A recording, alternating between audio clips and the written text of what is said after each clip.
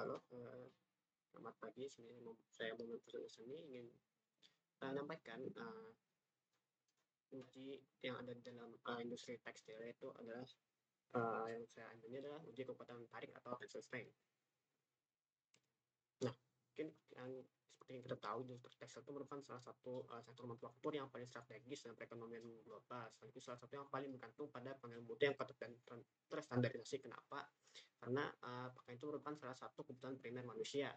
Tujuan utamanya atau fungsi utamanya itu adalah melindungi tubuh. Nah, konteks melindungi tubuh ini dapat bermacam-macam. Ada yang misalkan kalau di Islam sih ya mungkin sekedar tutup aurat, tapi juga yang perlu standar yang khusus, misalkan untuk keperluan misalkan pemadam kebakaran itu pakaiannya harus yang tahan dari api, kemudian yang gampang memantulkan cahaya. Kemudian untuk standar militer misalkan harus itu seperti rompi anti peluru. Nah, jadi terdapat standar atau mutu untuk masing-masing pakaian.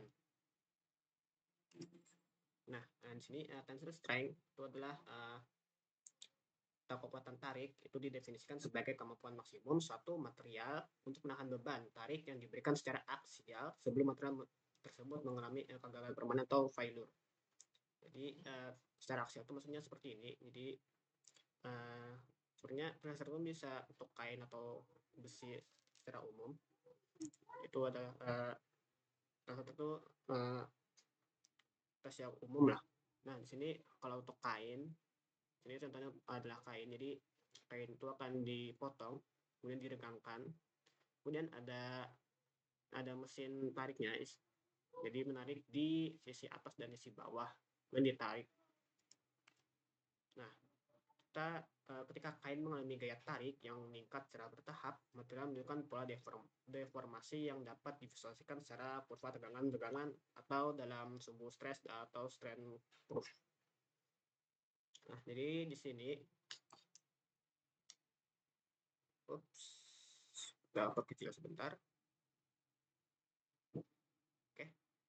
Nah, jadi di tahap awal itu kain kan mengalami deformasi elastis. Jadi maksudnya tuh kain itu akan sekitar tuh masih terasa elastis.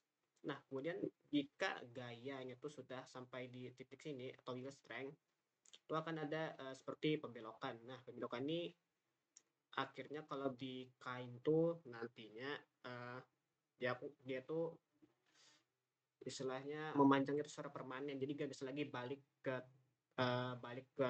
bentuk awal saat ditarik kan kain itu biasanya elastis. Nah, jika itu sudah di atas ambang batas yield strength itu nanti dia akan memanjang tapi nggak bisa balik ke bentuk awalnya, ke bentuk normalnya. Kalau ditarik lagi, itu akan sampai ke ultimate strength. Di sini itu sudah mulai sobek dan difrakturnya yang robek sepenuhnya. Jadi asalnya kurva ini atau kurva untuk kain ini dipengaruhi juga oleh jenis seratnya, kemudian struktur benang dan juga kerapatan kain. Ini ada formula basicnya yaitu tensile stress itu sama dengan tensile force atau gaya tariknya itu dibagi oleh area of cross section, area dari kainnya tadi. Ini rumus fisikanya.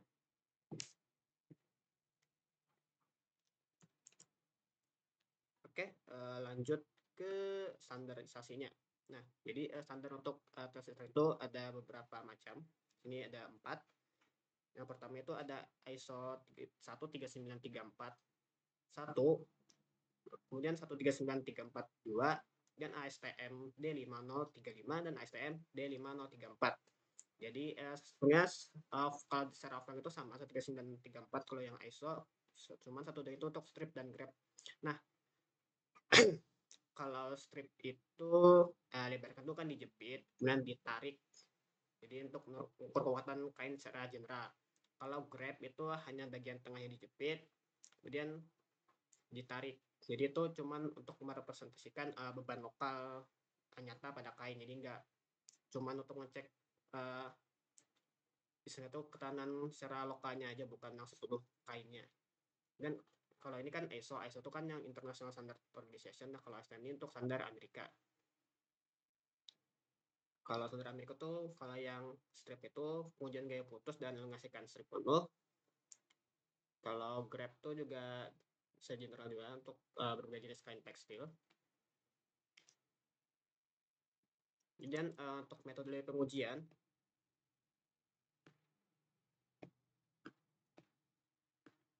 nah di sini ada namanya itu adalah ISO 139.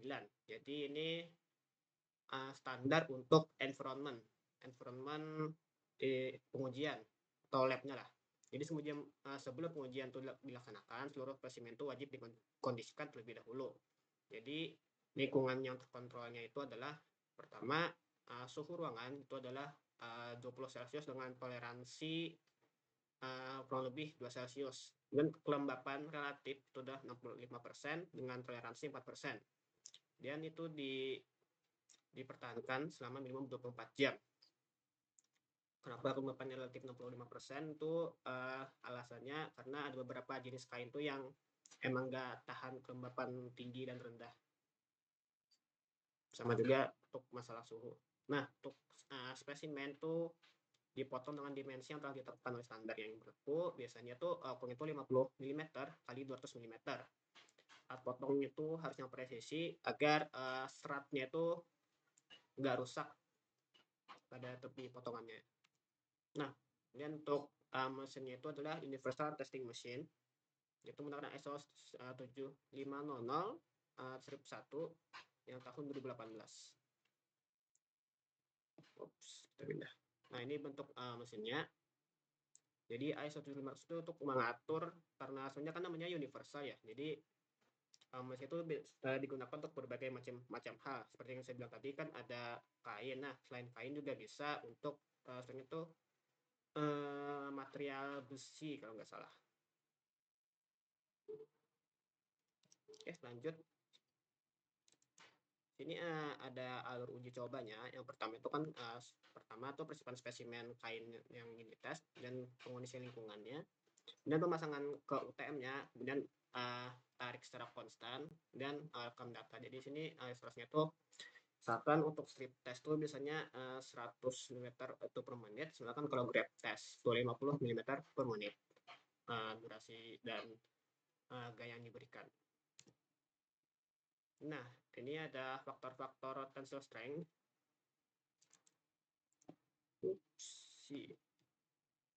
Nah, misalkan di sini jadi tensile strength itu suatu kain itu merupakan hasil interaksi dari berbagai variabel yang saling berkaitan. Pertama ada tingkat serat pada kain, kemudian jenis benang, kemudian struktur kain, dan terakhir itu ada kelembapan suhu ruangan. Nah, ini ada kekuatan tekstil secara relatif, yaitu Kevlar atau aramid. Kevlar itu yang sering dipakai di rompian tiup peluru lah. Kemudian Dyneema, kemudian ada carbon fiber, ada nylon PA6 6-66, kemudian ada polyester PET, kemudian polypropylene, kemudian ada rayon atau viskos, kemudian ada kapas, kemudian ada wool, kemudian ada sutra. Jadi seperti kita lihat ini Kevlar itu kekuatan yang paling tinggi, jadi makanya digunakan pada rompian tiup peluru. Nah, ini ada peran pengujian terhadap pekerjaan. Ini misalkan di dalam pengujian itu siapa saja sih yang terlibat dan impact-nya ke siapa aja sih. Nah, dari pertama itu dari QC atau technician tuh untuk menguji role-nya itu yang pertama menguji kain dengan hasil yang telah ditentukan tadi, dan mencatat hasil uji itu habis itu backing force dan elongation, dan memutuskan jadi apakah status itu hot atau release untuk tiap batch-nya. Kemudian setelah itu melakukan kalibrasi dan perawatan UTM berdasarkan ISO 7500 strip 1 2012 tadi. Dan untuk tim riset and development atau product development itu pertama menetapkan target tensile strength untuk produk baru. Kemudian menguji komposisi serat dan variasi antihan benang. Antihan itu seperti pola anyaman atau untalan benangnya gitu lah. Kemudian evaluasi pengaruh lain terhadap kekuatan lain. Apakah misalkan karena bentuk lipatannya begini, apakah berpengaruh terhadap financial strength-nya, atau kan misalkan karena desainnya seperti ini akan lebih lemah atau lebih keras gitu. Dan menyusun metode dan spesifikasi untuk uji internal. Kemudian bagi production manager itu pertama memberikan uji dan spesifikasi target, kemudian menyesuaikan kerapihan dan tingkat antihan, investigasi akar masalah batch yang gagal uji, dan ada validasi ulang setelah perubahan parameter.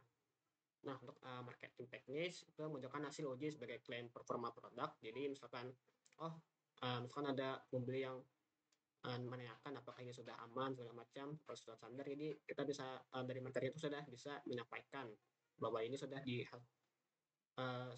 dilaksanakan dengan standar dan lolos uji lab. Nah, kemudian yang kedua itu menguasai nilai break even setelah pembeli, dan melakukan negosiasi standar dan ekspor tekstil. Jadi bisa saja karena penemuan segala macam kita perlu menegosiasikan standar baru misalkan. Dan yang terakhir itu menyiapkan data dan laporan sertifikasi. Oke, simpulan, uji konten tertarik merupakan tulang punggung sistem penilaian mutu dalam industri tekstil yang menggabungkan prinsip-prinsip mekanika material dengan prosedur standar internasional yang ketat dan terstruktur. Pengujian ini tidak hanya berfungsi sebagai alat verifikasi kualitas produk, tetapi juga sebagai instrumen perlindungan konsumen, pemenuhan kewajiban regulasi, dan pemeliharaan daya saing industri di pasar global. Oke, mungkin sekian dari saya. Berikut juga daftar pustakanya.